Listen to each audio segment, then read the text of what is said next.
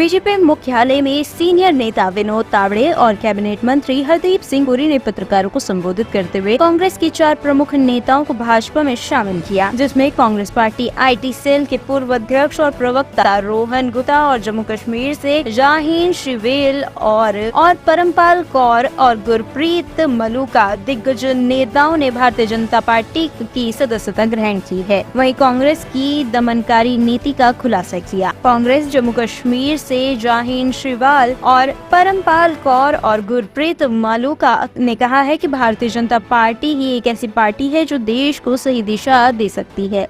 ये कह जाए कि चवन्नी भी पॉलिटिक्स से कभी हमने वो अपेक्षा नहीं रखी कि कुछ न कुछ देना है, पार्टी को कुछ देना है। 40 साल से मेरे पिताजी हो या 15 साल से मैं हूं, ये सब लोग जानते हैं, जो भी हमारे करीबी हैं, कुछ अपेक्षा के बिना पार्टी में दिल से काम किया।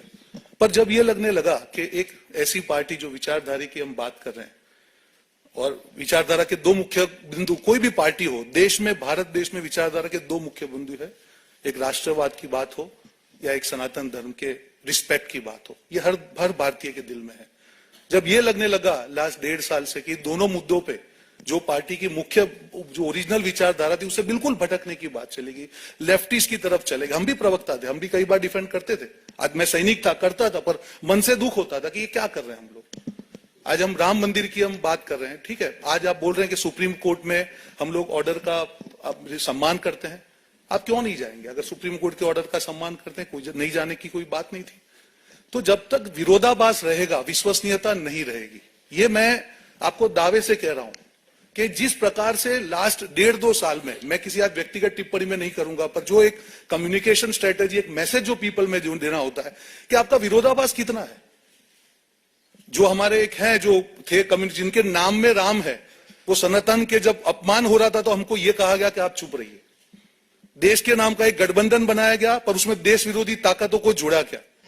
मैं धन्यवाद करती हूं प्रधानमंत्री श्री नरेंद्र मोदी जी का, माननीय गृह मंत्री श्री अमित शाह जी का, party president BJP Shri JP Nadda ji का, Shri BL Santosh ji organisational general secretary BJP का, Shri Hardeep Singh Puri ji honourable union minister ji का, Shri Vinod Tawde ji general secretary BJP, Shri Vijay Rupani ji incharge Punjab BJP, Shri Sunil Jakhar ji president BJP Punjab और श्री श्रीनिवासलू जी संगठन मंत्री जी पंजाब और चंडीगढ़।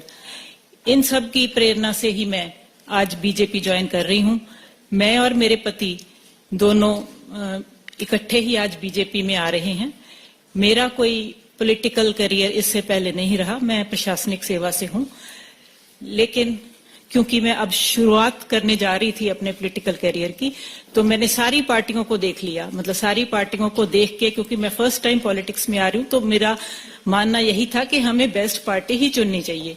तो पिछले 10 सालों से जो भारत ने विकास किया है, बीजेपी के अंडर जो विकास हुआ है, जो अंतर्राष्ट्रीय स्तर पर हमारे देश का सम्मान बढ़ा है, जो इंफ्रास्ट्रक्चरल डेवलपमेंट हुई है, जो डिजिटाइजेशन हुई है और जो भी महिलाओं के लिए, समाज सुधार के लिए और जो आने वाला प्रोग्राम है बीजेपी का अगले सालों में, अगले 2047 तक जो भारत को एक विकसित देश के रूप में देखने का जो संकल्प है बीजेपी का, उन सब से प्रभावित होकर मैं ये पार्टी ज्वाइन कर रही हूं, ताकि उसमें मैं भी अपना कुछ ना कुछ योगदान डाल सकूं।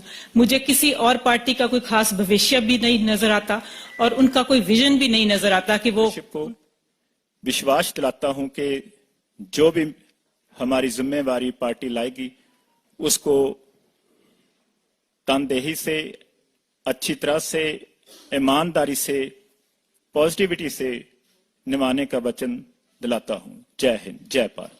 मेरा सादर आमंत्रण है पार्टी के वरिष्ठ नेता और माननीय केंद्रीय मंत्री सरदार हरदीप सिंह पुरी जी से आपको संबोधित करें। संजय जी, विनोद तावड़े जी, मैं अपनी ओर से और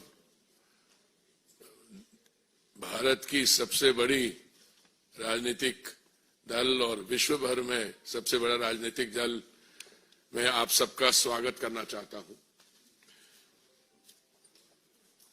देखिए, पिछले दिनों में मुझे कई बार ये मौका मिला और मैंने कहा कि ये हमारा सौभाग्य है कि बहुत अच्छे अच्छे लोग अलग अलग वॉक्स ऑफ लाइफ से, अलग अलग पार्टियों से हमारे बीच में आके।